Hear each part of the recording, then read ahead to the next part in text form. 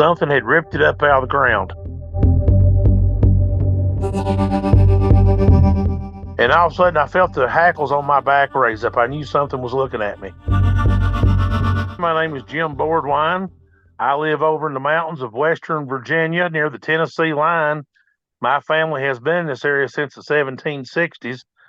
And the Bigfoot phenomenon is something I was always fascinated by from the first time I was a youngin' hearing about it and then when I had my experience when I was 13, that really drove the nail in the coffin for me. And it's just been something that's fascinated me ever since. I've loved going out and researching stories around me about people who've had sightings, and any story I can find, it's just always been very big to me.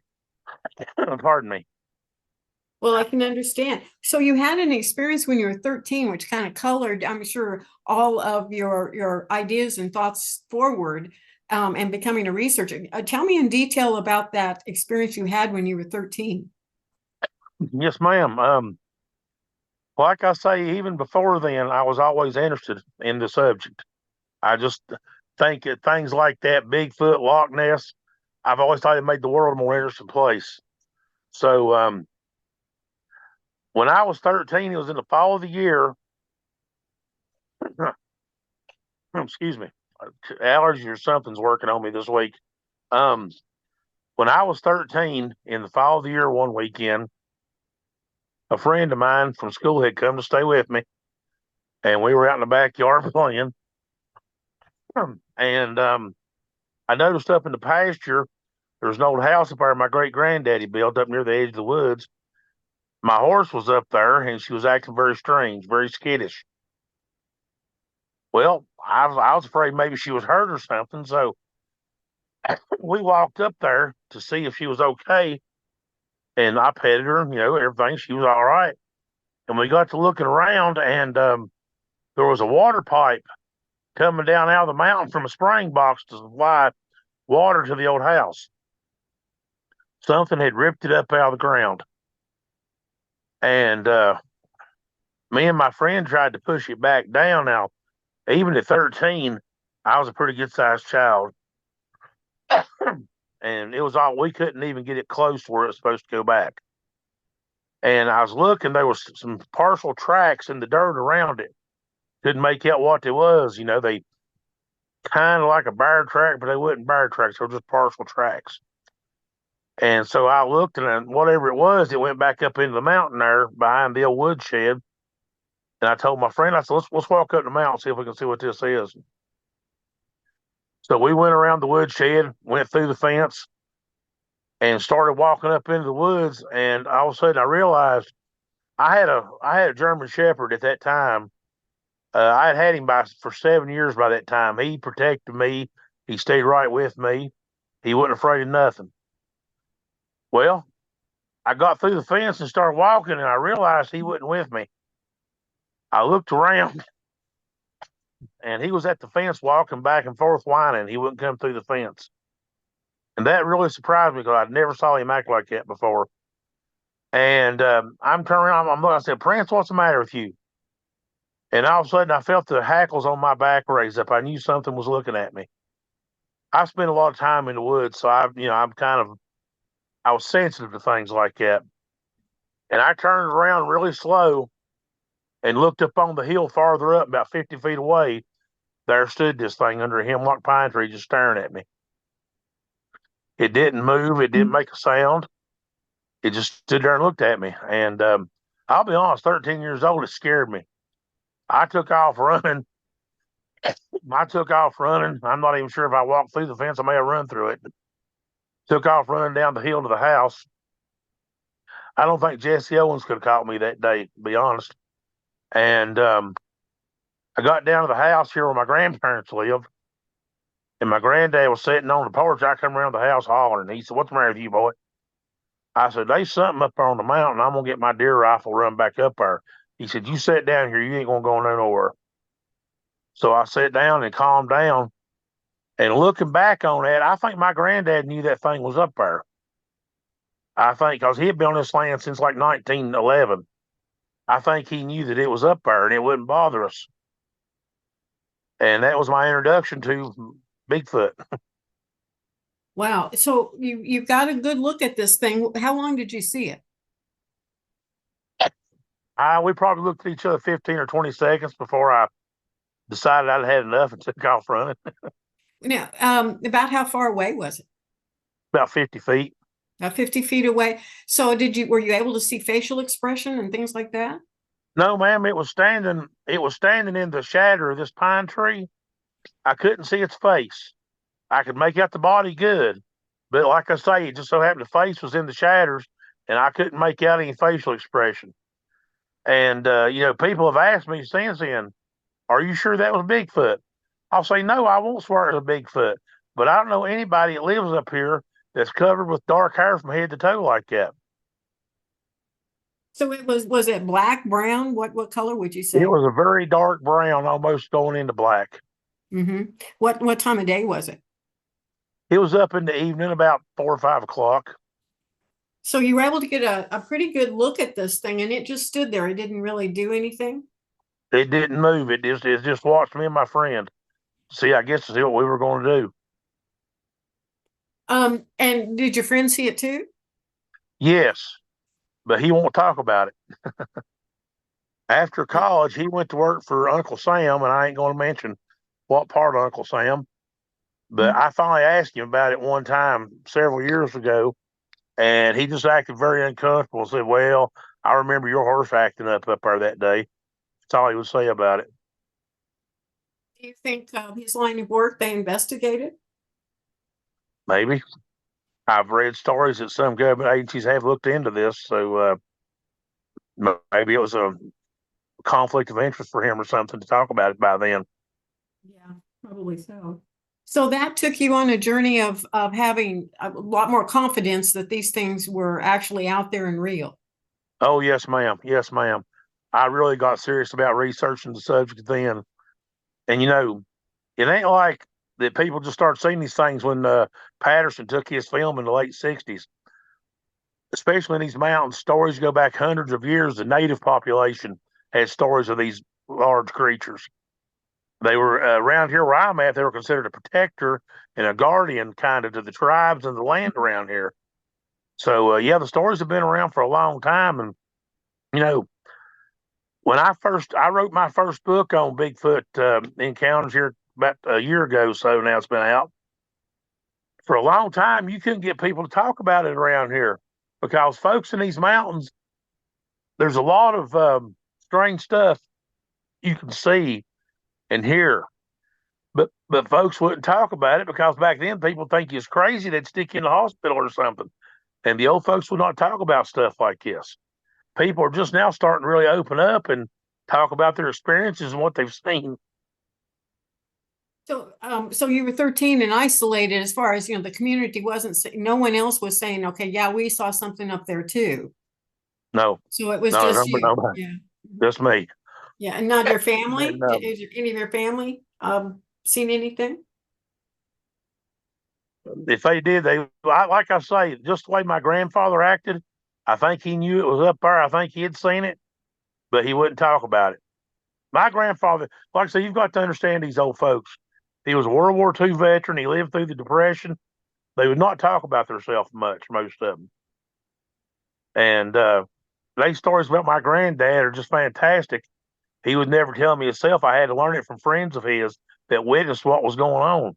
So like I say, I'm fairly certain he knew it was up there, but he would not talk about it. Did you tell him about your experience? Yes, I did. Yes, I did. I sat there and told him what I saw, and, there was something up there. He told me just sit. But he said, "You stay here. Don't you go. But you ain't going back up there. Just leave it alone." Um, Looking back on it now, I think the old rascal knew something was up there. Yeah, probably so. I would imagine if they're around, other people have seen it too. Well, like I say, people are finally starting to open up, especially since they realize that I'm serious. I'm not trying to get these stories to make fun of anybody or nothing like that. People are opening up to me. It's amazing the stories I have gathered just in this little area in the last, like I say, in the last few years when I did my first book. I'm working on another another book on more stories. It's amazing that people are finally opening up to me, and I have to, I have to talk to these people. I have to get to know them. I have to really believe that they believe they saw something, because these people is going to tell you anything you want to hear, and so you got to go. You can't just take everything at face value. And and I know a lot of times too, people see something and their mind misinterprets what they see, but there's still that percentage of people who really truly see something that it's you can't explain. Um, and it ain't, and it's been some very reputable people had sightings of these things. So it ain't just like, the old drunk from up in the holler there's running liquor behind his house or something.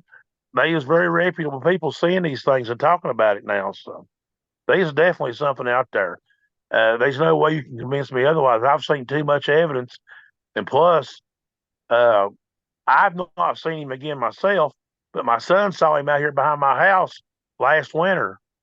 He was out here one night after work, and before he left, he went out to the woodshed to bring me some wood in for my fireplace. And he came back in. He looked. He said, "Dad, I just saw something out in the backyard." I said, "What'd you see, buddy?" He said, "I don't know what it was." He said, "But when my flashlight hit it, it was very tall on two legs. And when the light hit it, it jumped about 20 feet and landed in the creek bed. And then it took off up through the pasture into the mountain."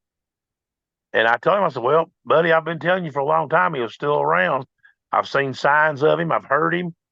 Um, in fact, here just a couple of weeks ago, one night it was snowing real heavy here.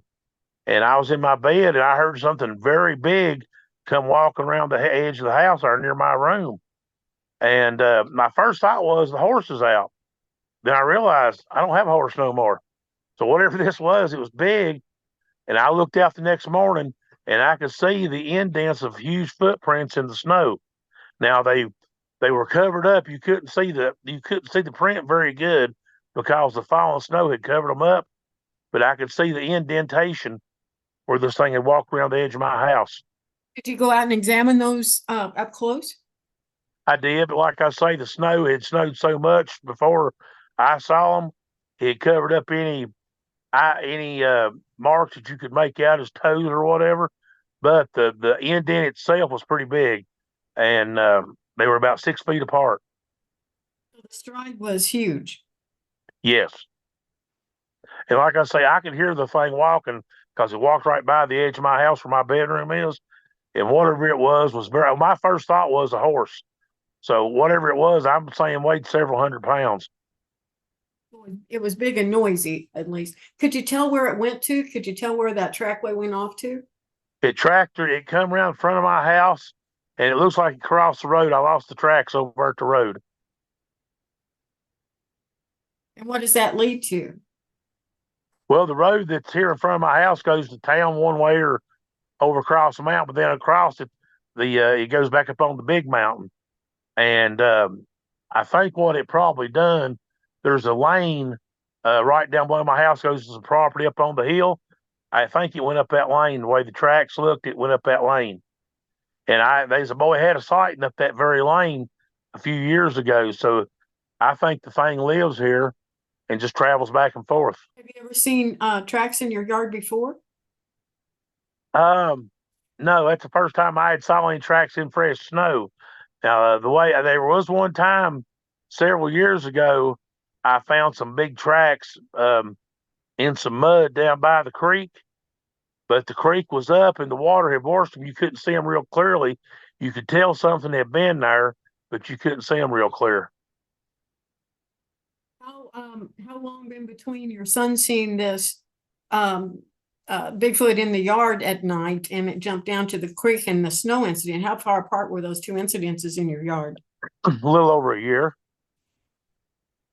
just a little over a year. The man who saw a Bigfoot down that lane not far from your house, tell me about his encounter. Well, he told me about this about a year or so ago. His daddy-in-law lives up on the ridge there above me where that lane goes to, and there's a creek comes down the holler, and they've got it dammed up there in a couple places, they keep fish in it. Well, he said one evening real late, it was just getting dusky dark. He was coming home and he was walking up that lane, and he saw something down at that one of those ponds, drinking water out of the pond. He said the way it was hunkered over, he thought it was a bear at first. And he stopped to look at it, and all of a sudden the thing stood up on two legs, turned around and looked at him. He said it's about 7 foot tall. And when it saw him, it just turned around and walked off up into the mountain. Bears don't act like that. So did he get a pretty good look at it? He says he did. He gave a pretty good description of it. He said it was a light. This one was a light brown color, and it had like some darker streaks on its back. And he said when that thing turned around and looked at him, he said he could see its eyes. So I feel like it just bored into him. And so it looked at him for a few seconds. It just turned around, and walked off on up the ridge like like it wasn't in no hurry. It wasn't scared. Sure, wasn't scared.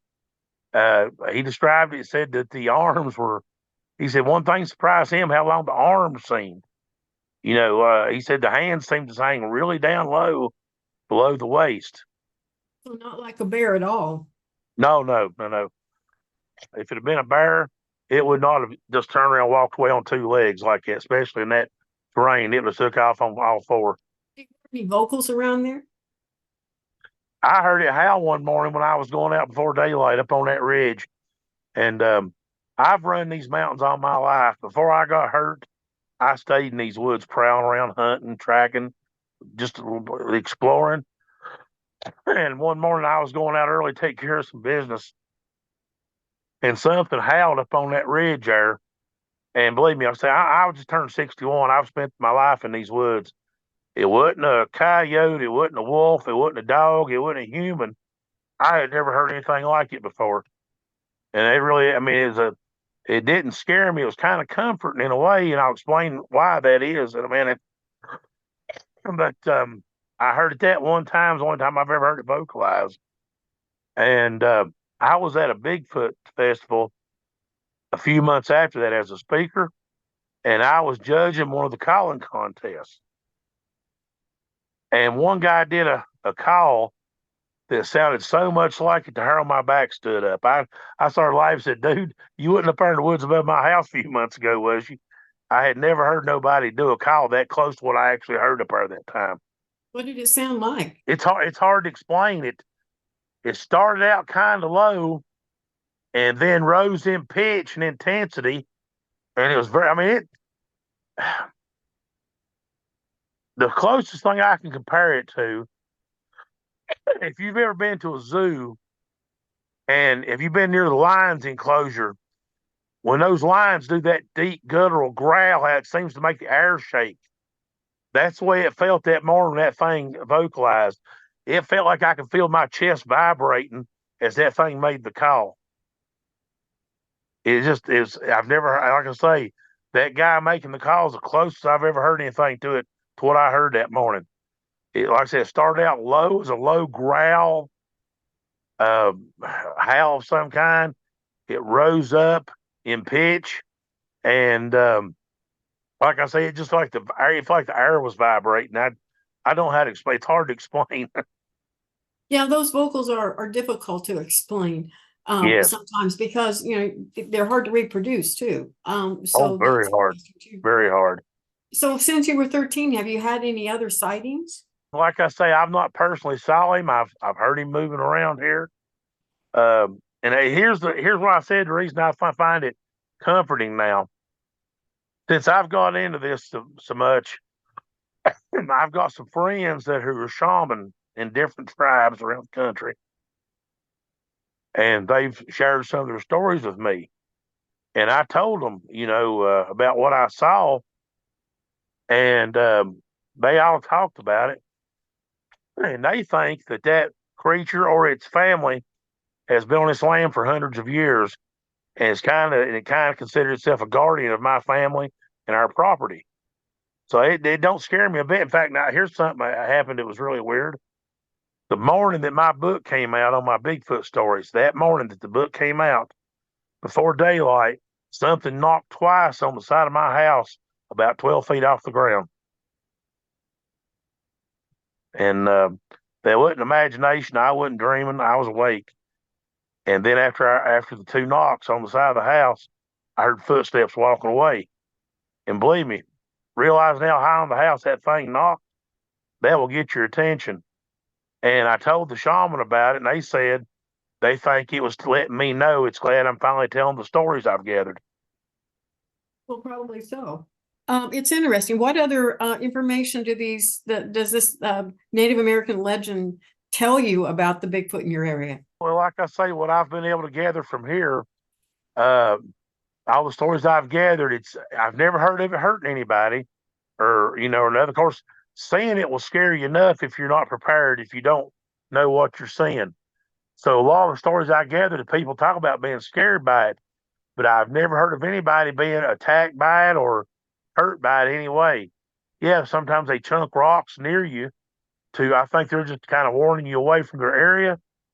But all the stories I've gathered so far, the things were here just to kind of just living here, want to be at peace with us. They don't want to be bothered by us. But like I say, according to what the shaman are telling me, they consider themselves guardians too. And I find it comforting. I really do. Because I've heard it several times since then. I've not been blessed to see it again. But the funny thing, the night I told you my son saw it, he was back out here a few nights later, and a friend of his from work came with him that time. And same deal, before they left, they went out to the woodshed to get me some firewood. And when they come back inside, the other young man said, "Mr. Boardline, I don't know what's over here on your land," but he said he looked over across the creek and into the pasture, and it was a moonlight. It was a bright moon that night. You could see really good. He said he saw something on two legs walking through the pasture, and he said it was every bit 8 or 9 foot long, tall, and had a kind of its head seemed to be a bit pointy. If you understand what I'm saying. Yeah. So he saw it too. Yeah, that's often the description. So in your research, have you talked with other people that have had sightings? Oh yes, yes, ma'am. There's been several. There's been several right here in the area within just a few miles of me. Have finally opened up to me about seeing different ones and different things over the years. In fact, one man thinks they saved his life. He was having some health issues. Was up in the mountains hunting, and he said he saw one. And he said it. He said the only thing he knows is he passed out. He was having health issues anyway, and he said he blacked out. And the next thing he knew, he woke up. He was on his front porch, and you can see some huge muddy footprints on the steps coming up. He said he thinks the thing picked him up and carried him home. He truly believes that. I've known this man since I was a kid. I have no reason to doubt him. He really thinks that this thing saved him. And one of the reasons I really believe this story, the one I saw, I think was a juvenile. It was only about 6 foot tall. Okay. And I had never heard anybody else describe one that size. Everybody else I've talked to around here, they were taller, 7, 8, 9 foot. But this man said the one he saw was about 6 feet tall. I think it might have been the same one or part of the same group, same age range anyway. So if they delivered him back to his front porch, they had to know where he lived, right? Yes, yes. Well, you stop think these things live in these woods. They know everything about this area or wherever they live at. They know every tree, they know every rock, every stream. They know where everything is. And they see us out here in the woods moving around. People says, well, if they're out there, why don't we see them? Well, anything that's lived in the woods all its life, if you see it, you're lucky because, like bears, there's so many bears here where I live. It's ridiculous. But just to accidentally see one out in daylight or whatever, it's kind of rare because them things know how to move in the woods. Their senses let them know that you're near and they want to stay out of sight. Even back before I got hurt, was active in the woods. Big as I was, I could walk up on you and tap you on the shoulder before you know that I was there. So I know if I could do it, this thing was born and raised in the woods all its life. That's all it's ever known. It knows how to move around and get around in the woods without being seen. Yeah, And it knows where everything is. right. So what other stories are have you researched? What else have you heard? Well, like I say, the first book I come up with, my stories come from here in Virginia, in this part of Virginia. There's a couple stories from eastern Kentucky and down in northwestern North Carolina and upper East Tennessee in it. And this is the one that amazes me. People think, okay, these things are just out in the wilderness. One of the stories I collected actually took place right in Pigeon Forge in Tennessee. Now, I'm sure you're familiar with Pigeon Forge, what a crowded, touristy place that is, but there are still patches of woods around the edge of town. Um, Now, are you familiar with where the Hatfield McCoy Dinner Theater and the Titanic exhibit is? No, I'm not familiar with that area. Okay, well, as you first get into Pigeon Forge, it's a very built up area, but they've got these big buildings that are different tourist attractions. They've got these big dinner theater called the Hatfield and McCoy Dinner View. And some friends of mine were working there several years ago. Well, right out behind this place is a patch of woods with a creek running through it. Well, they would go out there on hot days on their breaks. They'd go out there and jump in the creek, cool off, and rest and relax. One time a few years ago, they were going out there, and one of them was in front of the other. And he got to the creek first. He hollered back and said, "Hey, get up here! You ain't gonna believe this." So the other guy run up there, and they found a huge set of footprints in the sand there on the creek bank. They were about 7 feet apart, and they tracked it into the woods. I've got pictures in my first book of these footprints they found on the creek bank there, and this was like a quarter mile off the main drag through there. And there's So been that could other be, stories too of people having sightings in that area. so that could be closer than we think to civilized areas. Oh yeah, oh yeah, I'm a firm believer in that. Uh, like I say, if there's a small patch of woods, they can be there and hide from you, and you ain't gonna see them if they don't want you to. Exactly. So, have you seen structures or anything else in the woods that indicates that it might be a Bigfoot?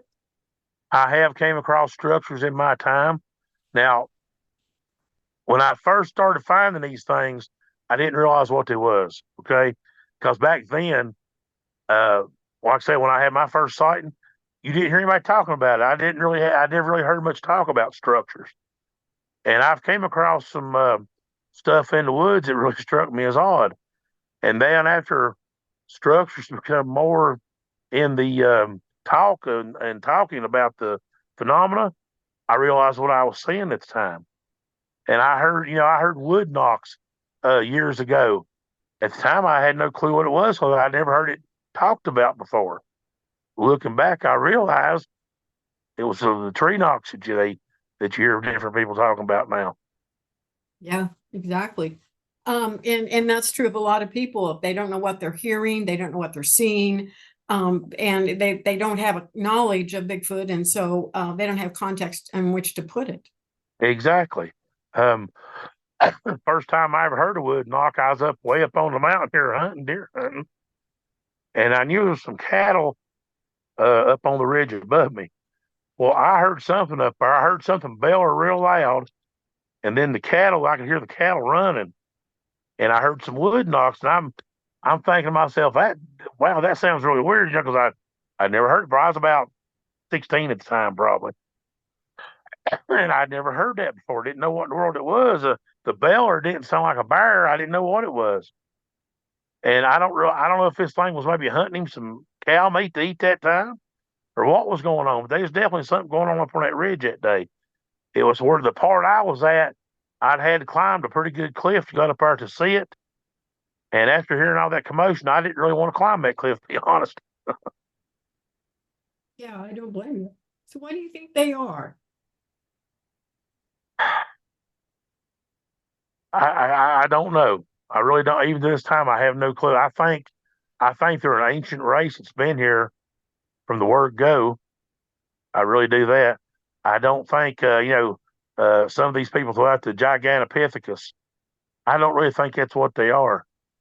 Um, some people think they're a interdimensional being. Well, that might explain how they can appear and disappear so easy in places. I don't know. I personally just think it's another animal uh, similar to us that just went on a different evolutionary timeline or whatever you want to call it. It's I I really don't know. I'm still to this until the day the good Lord decides to call me home. I'll be researching it and hunting and trying to figure that one out. Because, like I say, from all the experiences I've had and the stories I've researched, I don't have a clue to what it is. Well, that's pretty much the answer I usually get. People have opinions, but no one knows for sure. That's obvious. Have you ever seen any of the lights or orbs out there in the woods when you've been out? I have one time, but if a good friend of mine who's had some experiences, I'm recording his stories right now. He saw orbs several times in conjunction with the experience he had. And that was, like I said, that was on this mountain right here where we live at. Can I you saw describe orbs a time or two, but not as much as he's seen them. the orbs that you saw? What color were they and how big were they? Well, the ones I saw were kind of a reddish color, and it'd be hard to judge size because they were a good piece away from me in the woods. Um, One thing they put me in mind of was about the size of a tennis ball, maybe. But like I say, I wasn't close enough to them to be able to really judge distance or anything. So they could have been a lot bigger. They could have been a lot bigger. I just don't know. That was my impression at the time about the size of a tennis ball. The other person that saw orbs, what do you know what color or size they were? The ones he said he saw were about red too, and he said that when he first saw it, it was sitting still, and his first thought was, "You remember those reflectors you used to get to put on the edge of your driveway? Had the round plastic red lens in it to reflect light." Yes. He says that's what he thought it was. He thought somebody left one up there in the woods. And he said as he started getting closer, all of a sudden he realized the thing had moved and started moving down through the trees. Well, that would be kind of an interesting thing to run into in the woods. Of course, we always try to correlate something we already know or understand when we see something. So I can understand him thinking it was maybe a reflector. How about UFOs or craft? Anything like that up there? Oh, yes. There's been quite a few sightings around here. In fact, the one I had a really good sight of a triangular craft here back in the late 80s. Um, One night I was sitting here watching TV and I realized I had left the windows down in my truck. I thought, well, I better go roll the windows up before I go to bed in case it rains or something during the night. So I walked outside, and as habit, I always look at the sky. Well, I looked up, there was this triangular craft flying over my house, going from west to east, heading toward the town I live near. And what struck me about it was there was no sound whatsoever. Um, and I, it was either flying real low or it was really big. Like I say, because it was dark, I couldn't tell how far away it was, but it was very quiet. It didn't make any sound. I watched it out of sight. In fact, it was moving so slow, I got the spotting scope out of my truck and put on it and watched it out of sight. Okay. I didn't really mention it to nobody because the military flies through here a lot anyway on the training runs, flying under radar and stuff. So I see all kinds of military stuff flying through here all the time. My initial thought was, well, that's some kind of new plane they're trying out or new something they're trying out. Well, about a week later, I was at a meeting of the Historical Foundation over here in this town I live near. And as I'm leaving, I hear one of the guys talk about something he had saw the previous week. And I stopped and I said, wait a minute, did it look like this? And I drew a quick picture of the shape of the craft and where the lights was laid out on. He said, that's exactly what I saw. He said, but when he saw it over the town, it was doing the maneuvers. Talk about how you remember how you hear they talk about they'll make like a 90-degree turn without slowing down and all this stuff. Well, people that saw it over town saw it making maneuvers like that. He said, I'm talking to a reporter for the one of the larger newspapers in our area. Do you mind if I use you to corroborate the story? I said, no, I don't mind a bit. Well, the next day, this story came out, and I was working for a defense contractor at the time. Well, the day when the paper came out, I got called to the front office, and the top 4 or 5 people in the defense industry there started questioning me about what I saw. And I talked to him a day or two later, that friend of mine. He had got a call from a colonel up at Langley Air Force Base. And I don't know what the colonel said to him, but it shook him up so bad. he would not talk about it anymore. I would try to ask him questions, he wouldn't talk about it. And a few years later, I was driving home when I had my oldest daughter with me. I saw the same craft again hovering up above the mountain there, and I pointed it out to her and said, "All right, you remember that story I told you?" I said, "That's what I saw." We sat there and watched it hover for a while and then drove on home. Well, I got home and called my friend and said, "Hey, guess what I saw tonight?" He said, "I don't want to hear it," and he hung up on me. Never would even speak to me about it. Now, the interesting thing was, just a few weeks after that, there's a town called Withville, Virginia, about an hour up the road from where we live. They had a bunch of sightings going on up there of the same thing, and there was a show called Unsolved Mysteries done a episode on the sightings up there in Withville. But what they saw up there, we were seeing down here about 3 to 4 weeks earlier. Did your bosses call you in that time and talk to you about what you saw? Well, they did when the newspaper article came out about it. They saw my name in the paper. But this one, that was on this one where you saw with your daughter too? I didn't tell anybody about that except for the guy that uh, had seen me the original and put our name in the paper over it. Yeah. So they didn't know you saw it this time. No, no. Well, that's interesting. What about mind speak? Have you ever had any what you believe to be communication with these things? I've not personally. Well, I had one. I had one occurrence one time. I knew that one of them was outside the house. I could see movement through the window, shadows moving, and the shadow I saw was way too big to be a man. And I seemed to get something from it, but I'm unsure. Okay, I I dozed off and dreamt it, or did it really happen to me? I don't know. It was such a strange thing. I don't know how to describe it, Linda. And but some of the people I have talked to with the stories I've collected, they told me they think a couple of people said they believe this thing was able to look in their mind. They said it felt like it actually looked into their mind and they could hear it talking to them and made them forget what happened to them. And something later on would jar their memory and make them remember the occurrence. Maybe that's what happened to me. I don't know. I don't know how to describe. I don't know if I was dreaming or if it's something that really happened to me. So that's why I've never talked much about it. I just don't know. I can't say for certain. Well, it sounds like maybe some kind of a real experience that happened. Can you tell me what you did experience? Like I say, here in my house, where I sit at next to the fireplace, there's a window right directly across from me, and I saw a huge shadow right outside that window one night. And like I say, we hear movement. We see stuff like this a lot here. I've never let it scare me since the shaman explained to me what's going on. I find it comforting.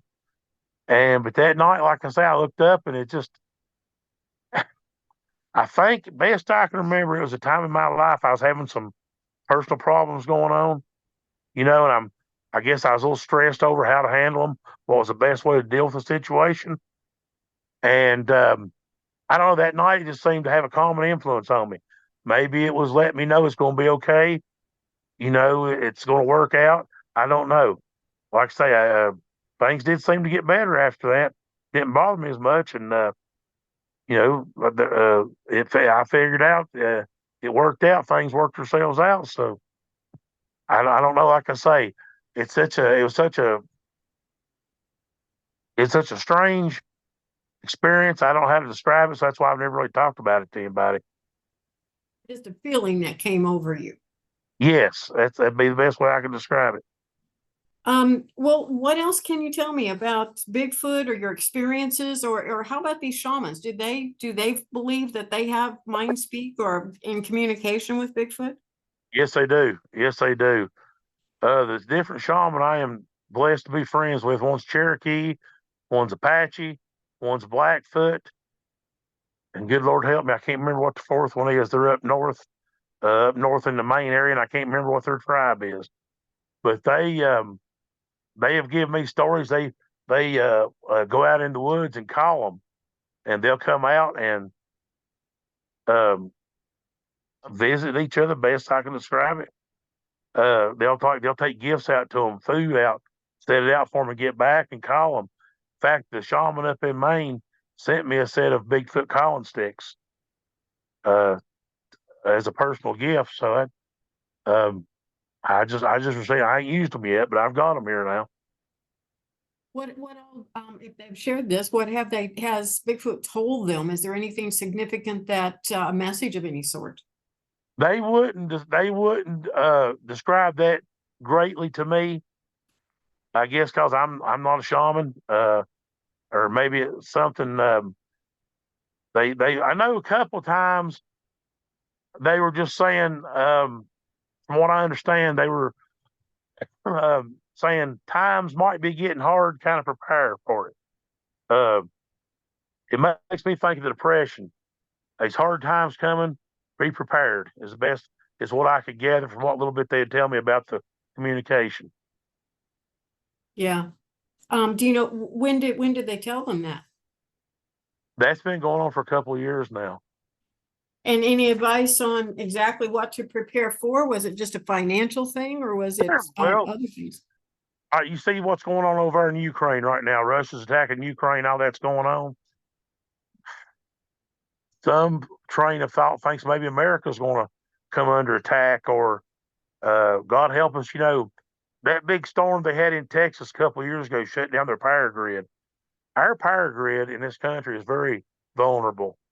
It wouldn't take much for a sabotage, shut it down. If we'd lose lights for a month or so, we'd be in big trouble because most people today depend on technology for everything. They've got totally electric homes. They shop a day at a time for food.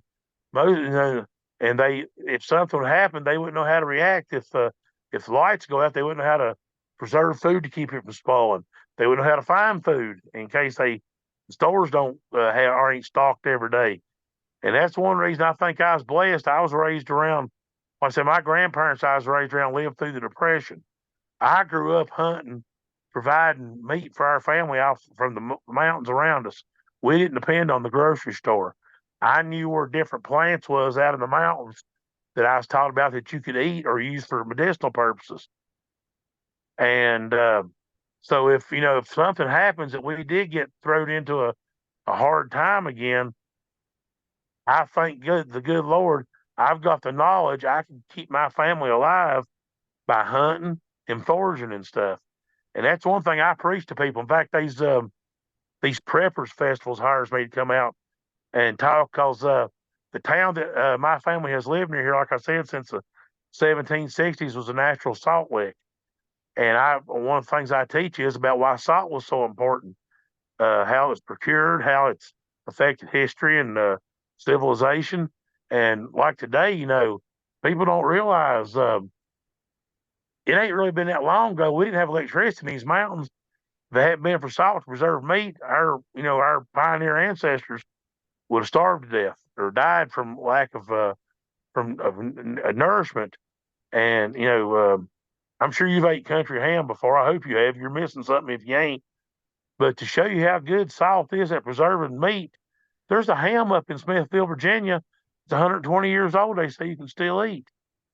So that's one of the things I teach is how our ancestors lived. So just in case, God forbid, our country falls on hard times, people can have a fighting chance to survive, to live. They can gather stuff from nature to help them survive. So That's some good advice. Yeah, my parents, I grew up in the country. My parents were country people and they did a lot of their own curing of meats and things like that. So yeah, I understand how that all works. It's a valuable skill, but not one that very many people have today.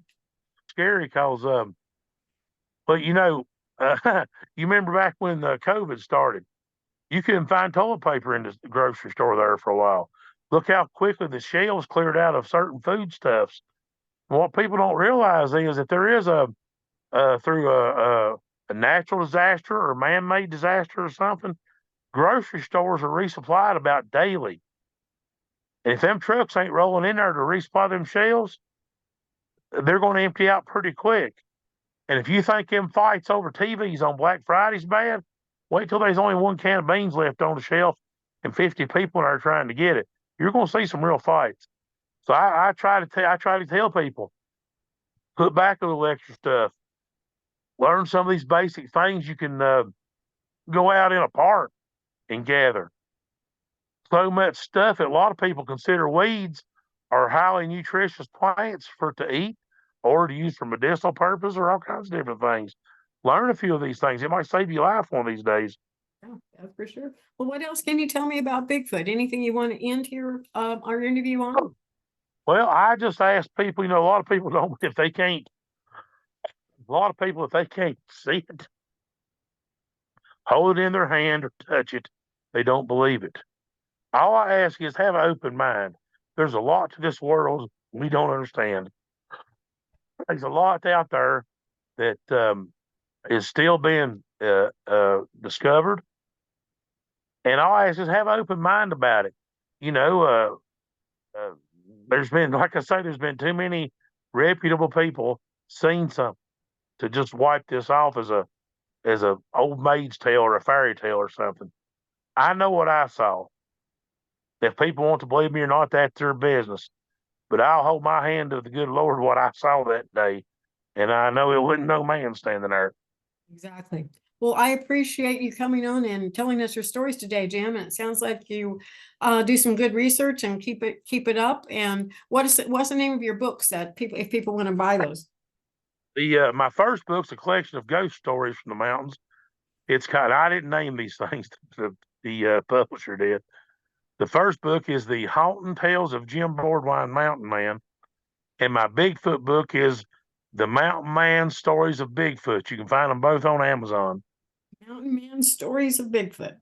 Okay, Yes, well, ma'am. very good. I appreciate you coming on today. I'm going to go ahead and end our interview for the day, and I'll let you know when this comes out. Thank you so much. I've really enjoyed it.